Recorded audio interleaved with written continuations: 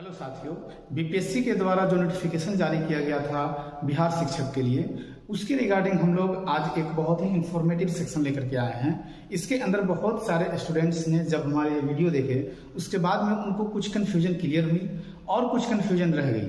तो चलिए आज उसको वन बाय वन करके हम लोग क्लियर करते हैं। जो भी सवाल उनके द्वारा पूछे गए थे उन सारे सवालों का मैं जवाब वन बाय वन करके दूंगा। देखिए, जैसे कि ये हमारी पिछली वीडियो है, इस वीडियो के अंदर Vimal Kumar, very informative video sir, thank you mister विमल।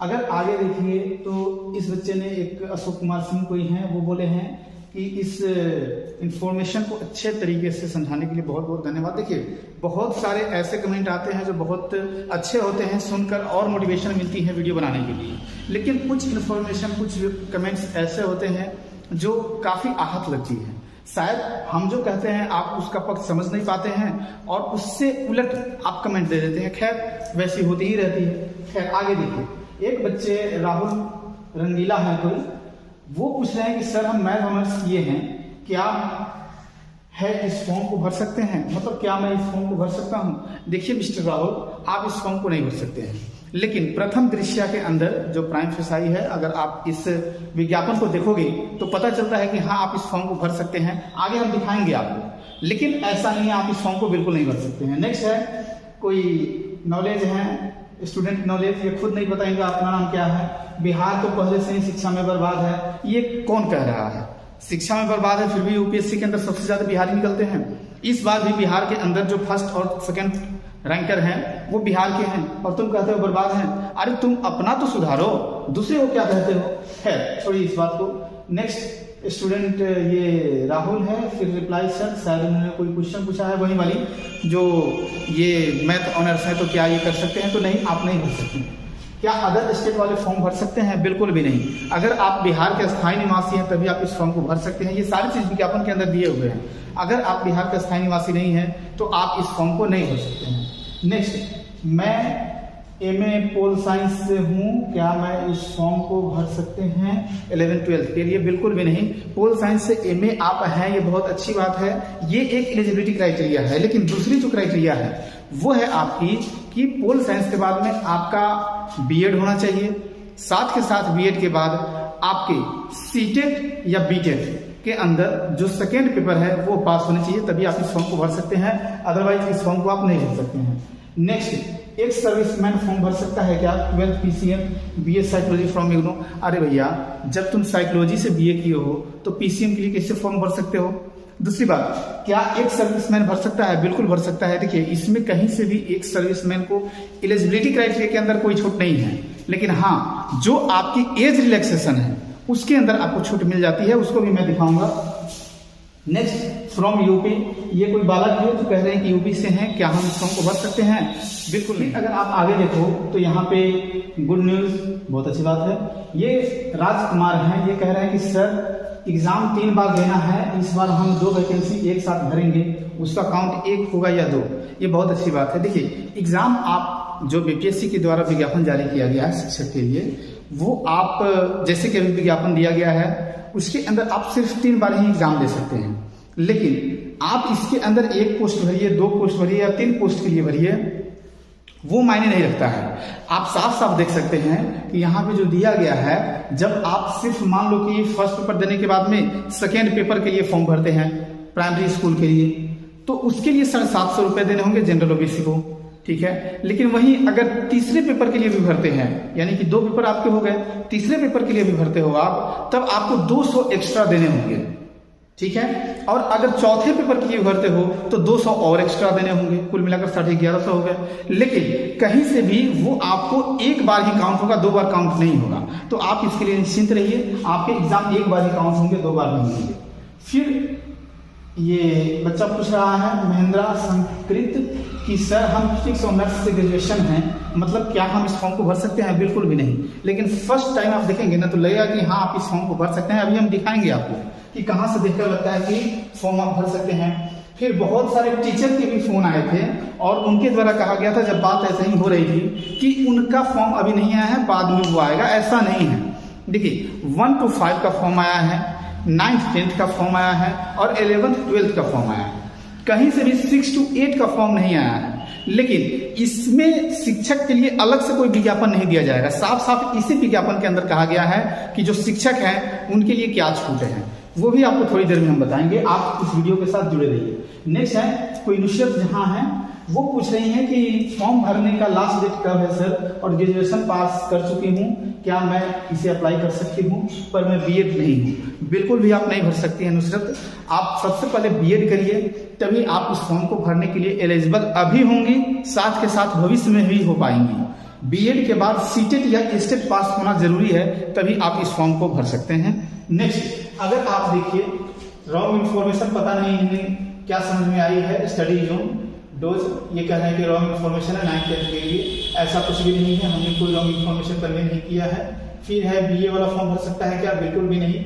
ये कोई है सिकंदर सर, अरे भैया तुम सर कब से हो गए, हाँ खुद तुम्हें बात करने की तमीज नहीं है और तुम कहते हो कि सर है, ऐसा बिल्कुल भी नहीं हो सकता है। जो सर होते हैं उनके अंदर शालीनता होती है, आप सर नहीं हो सकते हैं। जिस तरीके की अभद्र भाषा का आप उपयोग किए हैं, सर कभी नहीं हो सकते हैं। खैर देखिए, यहाँ पे ये नोटिफिकेशन है, इसके अंदर जो बिहार के अस्थायी निवासी होंगे ना, वही इस फॉर्म को भर पाएंगे। साफ साफ लिखा गया है। अगर आप देखिए तो यहाँ पे देखो, यहाँ पे आपको दिए गए हैं भारत के निवासी हो और साथ साथ बिहार का अस्थायी निवासी हो। तो बिहार का अस्थायी निवासी होंगे तभी आप इस फॉर्म को भर सकते हैं, अदरवाइज आप नहीं भर सकते हैं। उसके बाद में जो भी निम्नवत शिक्षक परिषद द्वारा समय समय पर निर्धारित शैक्षिक परीक्षाएं ली जाती हैं शिक्षक के लिए, उसको कैसे, तो जो योग्यता होंगी अब वो कैसे डिसाइड होगा, तो नीचे दिए गए हैं। तो आप इसके लिए जो हमारी प्रीवियस वीडियो है उसको देख सकते हैं, उसके अंदर हर चीज दिए गए हैं। नेक्स्ट अगर हम नीचे देखें तो जरा देखिए, नीचे आपको कुछ सेक्शन दिए गए हैं। देखिए साथियों, अगर हम बात करें 9th 10th के लिए कौन एलिजिबल है, तो जैसे आप इस विज्ञापन का ये वाला सेक्शन देखोगे ना, और सबसे ज्यादा हाईलाइटेड सेक्शन यही है। जब इस सेक्शन को आप देखते हो ना, तो लगता है कि सब कोई एलिजिबल है, without any examination, without any BEd और सीटेट क्वालिफाइड आप इस फॉर्म को भर सकते हो। देखो कैसे, यहाँ पे दिया गया है गणित के लिए कि अगर आपने स्नातक स्तर पर यानी ग्रेजुएशन लेवल पे, जो आपने ग्रेजुएशन है वो भौतिकी के अंदर या इलेक्ट्रॉनिक्स के अंदर या कंप्यूटर साइंस के अंदर या फिर रसायन विज्ञान के अंदर या फिर सांख्यिकी विषय में से कोई दो विषय स्नातक स्तर पर अगर आप पढ़े हैं और अगर या फिर इंजीनियरिंग के अंदर आपने स्नातक कर रखी है, तो आप इस फॉर्म को भर सकते हो। मुझे ये बताओ, ये देखकर आपको क्या लगता है कि जितने भी बीटेक वाले हैं सभी एलिजिबल है without doing any BEd, without qualifying in CTET? लेकिन ऐसा बिल्कुल नहीं है, वो जाकर के बाद में क्लियर होती है। नेक्स्ट देखिए, विज्ञान के लिए भी वही बात कही गई है कि स्नातक स्तर पर आप जीव विज्ञान पढ़े हो, वनस्पति विज्ञान पढ़े हो, रसायन विज्ञान पढ़े हो, और अगर आपने ये सारी चीजें पढ़ी हैं, चाहे वो ग्रेजुएशन लेवल हो या फिर इंजीनियरिंग लेवल हो, तब भी आप इस फॉर्म को भरने के लिए एलिजिबल हो जाते हैं। लेकिन ये बात ये कही गई है कि ग्रेजुएशन लेवल पे आप ये तो पढ़े हों, लेकिन साथ के साथ आपका बीएड भी होना चाहिए। अगर बीटेक है तो बीएड भी होना चाहिए और उसके बाद में सीटेट क्वालिफाइड भी होना चाहिए, तभी आप इस फॉर्म को भर सकते हैं। नेक्स्ट, सामाजिक विज्ञान के लिए भी वही बात कही गई है। जैसे आप यहाँ पे देखोगे कि स्नातक स्तर पर सहायक विषय और प्रतिष्ठा विषय, मतलब अगर सब्सिडरी के अंदर और ऑनर्स पेपर के अंदर अगर आपने इतिहास, भूगोल, अर्थशास्त्र, राजनीतिक शास्त्र में से कोई दो विषय उत्तीर्ण हो और इसमें से अनिवार्य रूप से एक विषय इतिहास या भूगोल हो, तब आप इस फॉर्म को भर सकते हो। लेकिन साथियों, यहाँ पे जो इस सेक्शन को खत्म कर दिया गया ना, इतना ही पे भाषा से संबंधित के लिए है कि आपके भाषा में लैंग्वेज पेपर में हिंदी या इंग्लिश होना चाहिए ग्रेजुएशन के अंदर, तभी आप इस फॉर्म को भर सकते हैं। मास्टर्स अगर लैंग्वेज पेपर है तब आप इस फॉर्म को नहीं भर सकते हैं। तो इतना देख करके, और देखिए 10th की यहाँ पे काम खत्म, 10th के लिए कुछ नहीं कहा गया है। फिर 11th 12th की अब आ गई, तो ऐसा लगता है कि हाँ हम तो एलिजिबल हैं, मतलब बीटेक वाले सोचेंगे कि हम भी एलिजिबल है, साइंस से जो ग्रेजुएशन है वो सोचेंगे हम भी एलिजिबल है, जो मैथमेटिक्स से एलिजिबल है वो सोचेंगे मैथमेटिक्स के लिए एलिजिबल है, जो आपके आर्ट्स वाले एलिजिबल है वो सोचेंगे सामाजिक विज्ञान के लिए हम एलिजिबल है, और जो भाषा के विषय हैं, जो हिंदी और इंग्लिश वाले सिर्फ ग्रेजुएशन होंगे, वो सोचेंगे कि हम भी एलिजिबल हैं। लेकिन ऐसा बिल्कुल नहीं है। यहाँ पर देखने पे लगता है एलिजिबल है, लेकिन आप एलिजिबल नहीं है। थोड़ी देर में आपको हम बताते हैं कैसे। और देखिए साथियों, यहाँ पे जो 11th-12th है ना, 11th-12th के अंदर अगर आपने CS से, कंप्यूटर साइंस से बीटेक कर रखा है या IT से बीटेक कर रखा है ना, तब आपको कोई भी बीएड करने की आवश्यकता नहीं है, किसी भी सीटेट को पास करने की आवश्यकता नहीं कर रखा है। कंप्यूटर विज्ञान के अंदर अगर अभ्यर्थी बीटेक कर रखे हैं तो उन्हें बीएड करने की आवश्यकता नहीं है, सिर्फ ये कंप्यूटर के लिए है, बाकी और किसी भी सब्जेक्ट के लिए नहीं है, क्योंकि इन्होंने नोट देकर के स्पेशली इस बात को स्पष्ट किया है, बाकी किसी चीज को इन्होंने स्पष्ट नहीं किया है। तो आप इस भ्रम में मत रहिएगा कि अगर हमने बीटेक कर लिया है सिर्फ तो हम एलिजिबल हैं। बीटेक आपकी किसी भी ब्रांचेज से हो, लेकिन अगर आपने एमटेक कंप्यूटर साइंस से कर रखा है या फिर मास्टर्स के रिगार्डिंग या पीजीडीसीए जो कोर्स होती है वो आपने कर रखे हैं, तभी आप इस फॉर्म को भरने के लिए हाथ दाएं रखेंगे, अदरवाइज आप इस फॉर्म को नहीं भर सकते। बहुत सारे बच्चे देख रहे हैं कि इसके अंदर इतनी ह्यूज मात्रा में वैकेंसीज है तो शायद हम भी एलिजिबल है भरने के लिए, लेकिन आप ऐसा बिल्कुल भी नहीं है।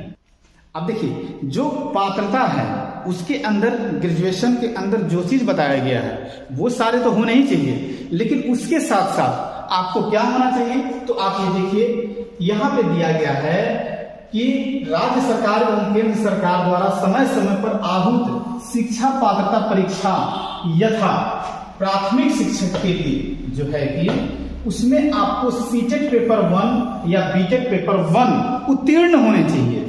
नेक्स्ट, माध्यमिक विद्यालय के लिए अध्यापकों के लिए स्टेट पेपर 1। अब देखिए, माध्यमिक का तो कोई फॉर्म आया नहीं है 6 to 8 के लिए, इससे इसको हम हटाते हैं अभी, लेकिन नियमावली के अंदर वो चीज दे दी गई है। नेक्स्ट, उच्च माध्यमिक विद्यालय यानी कि हाई स्कूल के लिए 9th, 10th, 11th, 12th के लिए आपको क्या होना चाहिए, तो स्टेट पेपर 2 में उत्तीर्ण हो।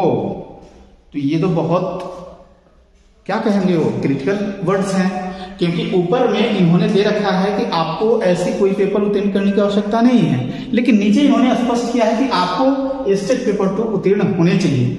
तो वहां से कहीं ना कहीं कुछ इंफॉर्मेशन को हाइड कर दिया गया है। यही रीजन है कि बच्चे को ये नियमावली जो है बहुत सारे बच्चों को समझ में नहीं आ रही है। लेकिन आगे देखिए, तो कुछ शिक्षक लोग कह रहे हैं कि हमारे लिए ये फॉर्म नहीं है। तो शिक्षक भाइयों, बंधुओं, आपसे निवेदन है कि ये फॉर्म आपके लिए भी है। यहाँ पे देखिए साफ साफ लिखा गया है कि वर्ष 2012 से पूर्व नियुक्त एवं कार्यरत शिक्षक, ये कौन होंगे मुझे ये बताइए आप। 2012 से पूर्व में नियुक्ति किनकी हुई थी और कार्यरत कौन थे, शिक्षक ही तो थे ना। तो उनके लिए जो दक्षता परीक्षा उत्तीर्ण होंगे, यानी कि उनके लिए दक्षता परीक्षा हेल्ड करवाई गई थी, ऑर्गेनाइज कराई गई थी, 3-3 बार 4-4 बार कराई गई थी। अगर वो उत्तीर्ण हैं, ठीक है, उत्तीर्ण हैं, तो उनके लिए शिक्षक परीक्षा में उत्तीर्णता अनिवार्य नहीं होगी, मतलब उनके लिए स्टेट या बीटेट की आवश्यकता नहीं होगी। बाकी क्वालिफिकेशन के अंदर कहीं से दूसरी कोई छूट नहीं होगी। यही छूट है क्वालिफिकेशन के अंदर कि आप अगर उत्तीर्ण हैं तो आप इस फॉर्म को भर सकते हैं। अगर वो उत्तीर्ण नहीं होंगे, जैसा कि हमें पता चला कि बहुत सारे हजारों की संख्या में शिक्षक हैं जो उस दक्षता परीक्षा को उत्तीर्ण नहीं कर पाए थे, वो इस फॉर्म को नहीं भर पाएंगे। जो उत्तीर्ण किए थे वही इस फॉर्म को भर पाएंगे, और उन्हें भरना भी है, क्योंकि अगर उन्हें बीपीएससी बिहार का राज्यकर्मी बनना है तो उन्हें ये फॉर्म भरना होगा, तब वो उत्तीर्ण होंगे, अदरवाइज वो नहीं। बाकी इसके अंदर जो भी एक सर्विसमैन या फिर जो हैं उसकी हम आपको लिस्ट दिखाते हैं। साथियों, अगर देखिए आयु सीमा की बात बहुत सारे कैंडिडेट के द्वारा कही गई है, तो आयु सीमा के अंदर आपको प्राइमरी स्कूल को अगर भरने हैं तो आपकी एज काउंट 1/8/2023 तक 18 वर्ष कम से कम होने चाहिए, या फिर अगर आप हाई स्कूल के लिए भरते हैं तो उसके लिए 21 वर्ष आपको होने चाहिए। अधिकतम आयु जो है वो 37 वर्ष होना चाहिए अनारक्षित पुरुष के लिए। पिछड़ा वर्ग, अत्यंत पिछड़ा वर्ग, पिछड़े वर्ग की महिला एवं अनारक्षित महिला के लिए 40 वर्ष तक की उम्र सीमा तय की गई है। वहीं अगर अनुसूचित जाति और अनुसूचित जनजाति को देखें तो 42 वर्ष है। वहीं वार्धक्य सेवानिवृत्ति की आयु अगर देखें तो 60 वर्ष दी गई है। नेक्स्ट अगर आप देखो तो इस नियमावली के अंदर बहुत सारे कुछ, जैसे एस्टेट उत्तीर्ण कुछ अभ्यर्थी थे पहले, उनकी अभी तक ज्वाइनिंग नहीं हो पाई है, वो अभी टीचर नहीं बन पाए हैं, उनके लिए भी 10 वर्ष की छूट दी गई है अलग से। यहाँ पे आप देख सकते हो कि स्टेट उत्तीर्ण 2022 विज्ञापन 1/2023 में उत्तीर्ण अभ्यर्थी जो पूर्व में यहाँ पे दी गई है कि अगर पूर्व में एग्जाम हेल्ड हुआ था उसको नहीं पास कर पाए हैं, अभी तक नहीं हो पाई है, तो उनको गणना के लिए 10 वर्ष की अलग से छूट दी गई है। तो देखिए, आपके पास एज बहुत दिए गए हैं, एज की कमी नहीं है, बस कमी है तो आपको पढ़ने की। क्योंकि बीपीएससी एग्जाम जब ले रही है तो आपको भी पता होगा कि बीपीएससी इतनी आसान एग्जाम लेती नहीं है, थोड़ी सी उसके जो स्टैंडर्ड होते हैं वो ऊपर होते हैं, उसमें भी निगेटिव मार्किंग है। अभी तक आपकी आदत रही है कि हम सिर्फ पॉजिटिव वाले खेलते रहे हैं। जैसे दक्षता परीक्षा हुई थी वो भी पॉजिटिव थी, स्टेट है वो भी सिर्फ पॉजिटिव नंबर है, निगेटिव तो आती नहीं है। तो आप सिर्फ पॉजिटिव वाले नंबर लेते आए हैं, लेकिन इसके अंदर जिससे आपकी मेरिट लिस्ट डिसाइड होंगे वो आपके सिर्फ और सिर्फ पॉजिटिव रहने वाले नहीं हैं, उसमें निगेटिव मार्किंग है। तो हम बात करें अगर लैंग्वेज पेपर की, तो लैंग्वेज पेपर के अंदर कोई निगेटिव मार्किंग नहीं है। उसके अंदर आपको सिर्फ 30% मार्क्स चाहिए, उसके अंदर सेक्शनल कट ऑफ भी नहीं है। आप टोटल जो हिंदी और इंग्लिश है दोनों को मिलाकर 30 नंबर लेकर के आ जाते हैं तब भी आप पास है।